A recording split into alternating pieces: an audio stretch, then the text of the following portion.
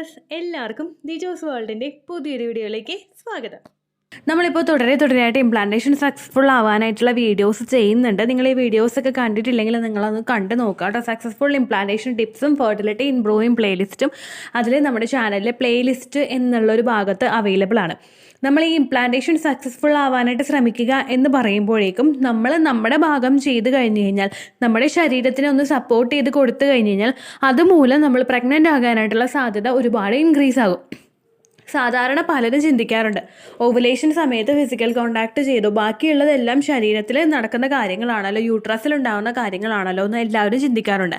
നേരെ മറിച്ച് നമ്മുടെ യൂട്രസ് അതിനു വേണ്ടിയിട്ട് തയ്യാറാകുന്ന സമയത്ത് നമ്മളും കൂടി ആ യൂട്രസിനെ ഒന്ന് സപ്പോർട്ട് ചെയ്ത് കൊടുത്തു കഴിഞ്ഞ് കഴിഞ്ഞാൽ അതുമൂലം ഇംപ്ലാന്റേഷൻ സക്സസ്ഫുൾ ആകാനായിട്ടുള്ള സാധ്യത ഒരുപാട് ഇരട്ടിയാകും. നമ്മളൊരു സപ്പോർട്ട് കൊടുക്കുമ്പോഴേക്കും ആ സപ്പോർട്ട് യൂട്രസിന് ഒരുപാട് വലുതായിരിക്കും. അപ്പോൾ നമുക്ക് എങ്ങനെയൊക്കെ യൂട്രസിനെ സപ്പോർട്ട് ചെയ്ത് കൊടുക്കാമെന്ന് നോക്കാം. വീഡിയോ നമുക്ക് സ്റ്റാർട്ട് ചെയ്യാം. ആദ്യത്തേതെന്ന് പറയുന്നതാണ് ബ്രീത്തിങ് എക്സസൈസ് അല്ലെങ്കിൽ ഫെർട്ടിലിറ്റി ബൂസ്റ്റിംഗ് യോഗാസ് ചെയ്യുക. ബ്രീത്തിങ് എക്സസൈസ് എന്ന് പറയുമ്പോഴേക്കും നിങ്ങളെല്ലാവരും പ്രാണായാമ യോഗാനെ പറ്റി കേട്ടിട്ടുണ്ടാവുമല്ലോ. പ്രാണായാമം എന്ന് പറയുമ്പോഴേക്കും നമ്മൾ കൈ വെച്ചിട്ട് നമ്മുടെ മൂക്കിൻ്റെ ഒരു ഭാഗം അടച്ചു പിടിച്ചിട്ട് അടുത്തൊരു മൂക്കിൻ്റെ സൈഡ് വെച്ചിട്ട് നമ്മൾ ഉള്ളിലോട്ട് ശ്വാസം നല്ലതുപോലെ വലിക്കുക. നമ്മളങ്ങനെ നല്ലതുപോലെ അങ്ങോട്ട് ഇൻഹെയിൽ ചെയ്യുക. ബ്രീത്ത് ഇൻ നല്ലതുപോലെ ഒരു സ്ലോലി ഒരു പ്രോസസ്സായിട്ട് ബ്രീത്ത് ഇൻ ചെയ്യുക, അതുപോലെ തന്നെ ബ്രീത്ത് ഔട്ടും ചെയ്യുക. നമ്മൾ നോർമലി ബ്രീത്ത് എടുക്കുന്നത് ജസ്റ്റ് നമ്മളിപ്പോൾ വർത്തമാനം പറയുമ്പോഴൊക്കെ ബ്രീത്ത് എടുക്കുന്നുണ്ടല്ലോ, നോർമലി നമ്മളൊരു സ്ലോ ആയിട്ടുള്ള ഒരു പ്രോസസ്സിലാണ് നമ്മൾ ബ്രീത്ത് എടുക്കുന്നത്. പക്ഷേ നിങ്ങൾ ഈ ഒരു സമയത്ത് ബ്രീത്തിങ് എക്സസൈസ് ചെയ്യുന്ന സമയത്ത് നമ്മൾ ബ്രീത്ത് എടുക്കുന്നത് വളരെ സ്ലോയിലായിരിക്കും. നമ്മൾ അങ്ങനെ സ്ലോയിൽ എടുക്കുമ്പോഴേക്കും മാക്സിമം എമൗണ്ട് ഓഫ് ഓക്സിജൻ നമ്മുടെ ശരീരത്തിലോട്ട് അങ്ങോട്ട് കടക്കും. അതുപോലെ തന്നെ നമ്മൾ അങ്ങോട്ട് എക്സിറ്റ് അങ്ങോട്ട് ചെയ്യുമ്പോഴേക്കും അതുപോലെ തന്നെ കാർബൺ ഡൈ ഓക്സൈഡും പുറത്തേക്ക് പോകും. അപ്പോൾ നിങ്ങളിങ്ങനെ ബ്രീത്ത് ഇങ്ങനെ കൂടുതലായിട്ട് എടുക്കുമ്പോഴേക്കും അതുമൂലം നമ്മുടെ ആ ബ്ലഡ് സർക്കുലേഷൻ നമ്മുടെ ശരീരത്തിൽ ഇൻക്രീസ് ചെയ്യാനായിട്ട് ഇത് സഹായിക്കുന്നു. നമ്മുടെ ഇംപ്ലാന്റേഷൻ നടക്കുന്ന സമയത്ത് ഇംപ്ലാന്റേഷൻ സക്സസ്ഫുൾ ആവണമെങ്കിൽ അവിടെ ഫെർട്ടിലൈസ്ഡ് ആയിട്ടുള്ള എഗ് അവിടെ വന്നിട്ടുണ്ടെങ്കിൽ അത് യൂട്രസിൻ്റെ ലൈനിങ് അറ്റാച്ച് ആയിട്ട് അതിനെ ഒന്ന് നറിഷ് ചെയ്ത് കൊടുക്കാനായിട്ട് നമ്മുടെ ശരീരത്തിന് അവിടെ കഴിയണം. ഈ നറിഷ്മെൻ്റ് അവിടെ കഴിഞ്ഞു കഴിഞ്ഞാൽ മാത്രമേ നമുക്ക് അവിടെ ഇംപ്ലാന്റേഷൻ സക്സസ്ഫുൾ ആകുന്നുള്ളൂ.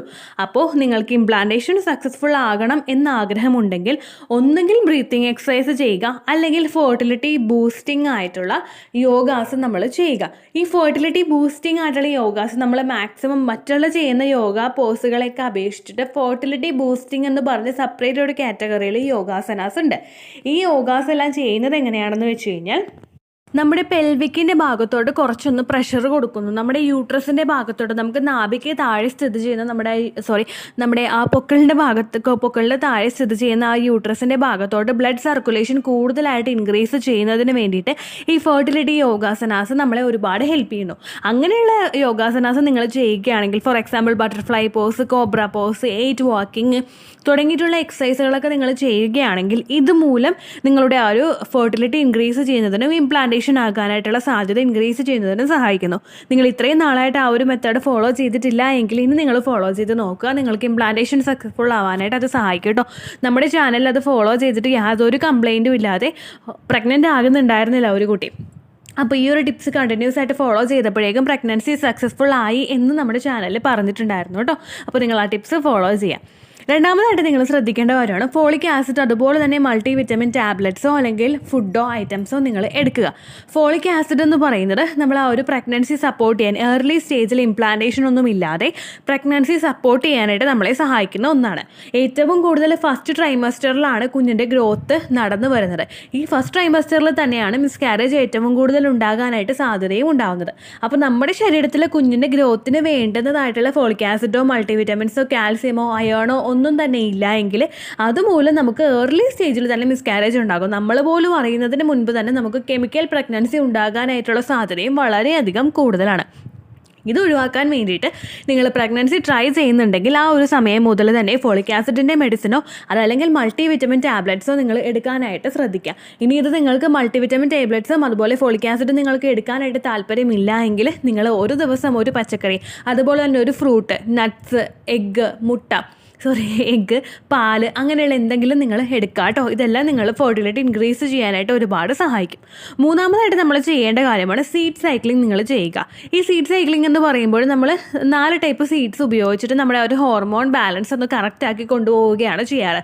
നമ്മുടെ മെൻസ്ട്രൽ സൈക്കിളിനെ 2ആയിട്ട് ഡിവൈഡ് ചെയ്ത് കഴിഞ്ഞാൽ ആദ്യത്തെ സ്റ്റേജ് മുതൽ നമ്മുടെ ഓവുലേഷൻ നടക്കുന്ന സമയം വരെ നമ്മൾ ഉപയോഗിക്കുന്നത് ഫ്ലാക്സ് സീഡും അതുപോലെ പംകിൻ സീഡുമാണ്. അത് കഴിഞ്ഞിട്ട് നമ്മൾ സൺഫ്ലവർ സീഡും സെസമി സീഡുമാണ് ഉപയോഗിക്കുന്നത്. ഈ സീഡ് സൈക്ലിംഗ് നിങ്ങൾ ചെയ്യുന്നത് നിങ്ങൾ ആ ഒരു ഹോർമോൺ ബാലൻസ് കറക്റ്റായിട്ട് കൊണ്ടുപോകുന്നതിന് സഹായിക്കുന്നു. ഫസ്റ്റത്തെ സ്റ്റേജിൽ നമ്മളിത് ചെയ്യുമ്പോഴേക്കും ഇതുമൂലം നമ്മുടെ ആ ഒരു ഓവുലേഷൻ നടക്കാനും നല്ല എഗ്ഗ് ഗ്രോ ആകാനായിട്ടും ഇത് സഹായിക്കുന്നു. ഈസ്ട്രോജൻ ബാലൻസ് കൃത്യമായിട്ട് ഇത് മെയിൻറ്റെയിൻ ചെയ്തുകൊണ്ട് പോകുന്നു. അടുത്ത സ്റ്റേജിൽ നമ്മുടെ ഈ ലൂട്ടിയൽ ഫേസിലോട്ട് നമ്മൾ കടന്നു കഴിഞ്ഞ് കഴിഞ്ഞാൽ ആ ഒരു സമയത്ത് നിങ്ങൾക്ക് വേണ്ടുന്നത് നമ്മുടെ പ്രൊജസ്ട്രോൺ ഹോർമോൺ ആണ്. ഈ പ്രൊജസ്ട്രോൺ ഹോർമോൺ നിങ്ങളുടെ ശരീരത്തിൽ കൃത്യമായിട്ടുള്ള അളവിലില്ല എങ്കിൽ നിങ്ങൾക്ക് ഉറപ്പായിട്ടും മിസ്കാരേജ് ഉണ്ടാകും, ബ്ലീഡിങ്ങും ഉണ്ടാകും. അപ്പോൾ ഇത് ഒഴിവാക്കാൻ വേണ്ടിയിട്ട് നിങ്ങൾ സീഡ് സൈക്ലിംഗ് ചെയ്യാനായിട്ട് ശ്രദ്ധിക്കുക കേട്ടോ. സീഡ് സൈക്ലിങ്ങിൽ 2ാമത്തെ കാറ്റഗറിയിൽ വരുമ്പോഴേക്കും സൺഫ്ലവർ സീഡും സെസമി സീഡുമാണ് വരാറ്. ഇനി അടുത്തതായിട്ട് നിങ്ങൾ ശ്രദ്ധിക്കേണ്ട കാര്യം നട്ട്സ് കഴിക്കാനായിട്ട് ശ്രദ്ധിക്കുക. നട്ട്സിനെ പറ്റിയിട്ട് ഞാൻ സെപ്പറേറ്റ് ഒരു കാറ്റഗറിയിൽ ഏതെല്ലാം നട്ട്സ് നിങ്ങൾ ഉപയോഗിക്കണം എന്നതിനെ പറ്റിയിട്ട് വീഡിയോസ് ചെയ്തിട്ടുണ്ട്. നിങ്ങൾ കണ്ടിട്ടില്ലെങ്കിൽ അതൊന്ന് കണ്ടു നോക്കുക. അതിൻ്റെ ലിങ്ക് ഞാൻ കൊടുത്തേക്കാം കേട്ടോ. അതല്ലെങ്കിൽ ദീച്ചൂസ് വേൾഡ് എന്ന് ടൈപ്പ് ചെയ്തതിന് ശേഷം നട്ട്സ് എന്ന് അടിച്ചു കൊടുത്തു കഴിഞ്ഞാൽ നിങ്ങൾക്ക് ആ വീഡിയോ ലഭിക്കുന്നതായിരിക്കും. ആ വീഡിയോ നിങ്ങൾ കണ്ടു നോക്കുക. നിങ്ങൾ ഒരുപാട് നട്ട്സ് കഴിക്കുന്നത് മൂലം, ഫോർ എക്സാമ്പിൾ പിസ്ത, കാഷ്യൂനട്ട്, വാൾനട്ട്, ബ്രേസിൽ നട്ട്, ഇതെല്ലാം നിങ്ങൾ കഴിക്കുന്നതോടൊപ്പം തന്നെ നിങ്ങളുടെ ഫെർട്ടിലിറ്റി അതിനനുസരിച്ച് തന്നെ ഇത് ഇൻക്രീസ് ചെയ്യിക്കുന്നു. പിസ്ത കഴിക്കുന്നതും അതുപോലെ വാൾനട്ട് കഴിക്കുന്നതും ആൽമണ്ട് കഴിക്കുന്നതും എല്ലാം നമ്മുടെ ശരീരത്തിലൊരു പാക്ക് ഓഫ് വിറ്റമിൻസ് ആണ് നമുക്ക് തരുന്നത്. ഒരുപാട് ബണ്ടിൽ ഓഫ് വിറ്റമിൻസ് ആണ് നമുക്കത് കഴിക്കുമ്പോഴേക്കും കിട്ടുന്നത്. അപ്പോൾ ആ ബെനിഫിറ്റൊക്കെ നമുക്ക് കൂടുതലായി വന്നു കഴിഞ്ഞ് കഴിഞ്ഞാൽ നമുക്ക് ഒരു മിസ്കാരേജും ഉണ്ടാകാതെ ഏർലി സ്റ്റേജിൽ ഉടനെ തന്നെ ഇംപ്ലാന്റേഷൻ സക്സസ്ഫുൾ ആവാനായിട്ട് അത് സഹായിക്കുന്നു.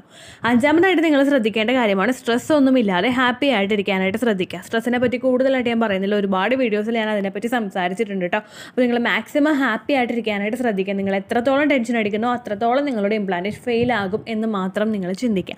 അപ്പോൾ ഇത്രയേ ഉള്ളൂ കാര്യങ്ങൾ. നിങ്ങൾ ഇതൊക്കെ ഫോളോ ചെയ്യാനായിട്ട് ശ്രദ്ധിക്കുക. നിങ്ങൾക്ക് ഇംപ്ലാന്റേഷൻ സക്സസ്ഫുൾ ആകും കേട്ടോ. ഇത്രയേ ഉള്ളൂ വീഡിയോ. യൂസ്ഫുൾ ആയി കാണുമെന്ന് വിശ്വസിക്കുന്നു. യൂസ്ഫുൾ ആവുന്നുണ്ടെങ്കിൽ ലൈക്ക് ചെയ്യുക, ഫ്രണ്ട്സിനൊക്കെ ഷെയർ ചെയ്ത് കൊടുക്കുക കേട്ടോ. എന്തെങ്കിലും സംശയം ഉണ്ടെങ്കിൽ നിങ്ങൾ കമൻസിൽ ചോദിക്കുക. പണ്ടത്തെ വീഡിയോയ്ക്ക് കമൻസ് ഇടുന്നവർക്ക് റിപ്ലൈ ലഭിക്കുന്നില്ലെങ്കിൽ ലേറ്റസ്റ്റ് ആയിട്ട് ഞാൻ ഏത് വീഡിയോ ആണോ അപ്ലോഡ് ചെയ്യുന്നത് അതിന് താഴെ കമൻറ്റ് ഒന്ന് കോപ്പി പേസ്റ്റ് ചെയ്യാനായിട്ട് ശ്രദ്ധിക്കുക കേട്ടോ. അതുപോലെ ഓവുലേഷൻ ഡേറ്റ് കാൽക്കുലേറ്റ് ചെയ്ത് തരാനായിട്ട് റിക്വസ്റ്റ് ചെയ്യുന്ന ആളുകൾ എത്രയാണോ സൈക്കിൾ ലെങ്ത് അത് മെൻഷൻ ചെയ്യാനായിട്ട് ശ്രദ്ധിക്കുക.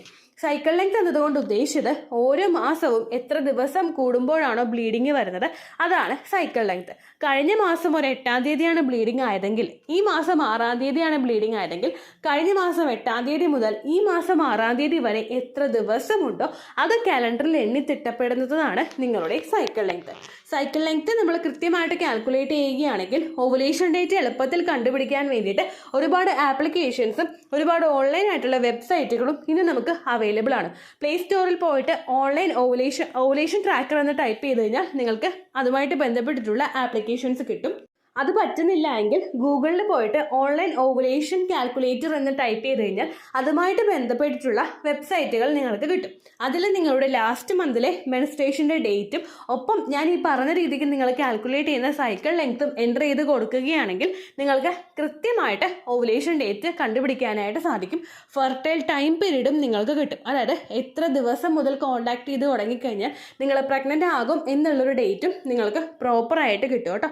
ഇത് കാൽക്കുലേറ്റ് ചെയ്യുന്ന സമയത്ത് സൈക്കിൾ ലെങ്ത് കാൽക്കുലേറ്റ് ചെയ്യുന്ന സമയത്ത് നിങ്ങളുടെ ആ ഒരു കലണ്ടറിൽ നോക്കി തന്നെ നിങ്ങൾ കാൽക്കുലേറ്റ് ചെയ്യുക. പല മാസങ്ങളിലും 30-31 ദിവസമുണ്ട്, അതുകൊണ്ടാണ് അങ്ങനെ പറഞ്ഞത്. ഒപ്പം നിങ്ങൾക്ക് ബ്ലീഡിങ് തുടങ്ങിയ ദിവസത്തിന് വേണം നിങ്ങൾ ഡേ 1 ആയിട്ട് എടുക്കാൻ വേണ്ടിയിട്ട്. സ്പോട്ടിങ് തുടങ്ങിയ ദിവസത്തിനെ, അതായത് ചെറുതായിട്ട് ഡിസ്ചാർജ് പോയി തുടങ്ങിയ ദിവസത്തിനെ നിങ്ങൾ കൺസിഡർ ചെയ്യേണ്ട ആവശ്യം ഇല്ല കേട്ടോ. അപ്പോൾ ഇത്രയേ ഉള്ളൂ വീഡിയോ. അടുത്തൊരു വീഡിയോ ആയിട്ട് നമുക്ക് വീണ്ടും കാണാം. ബൈ.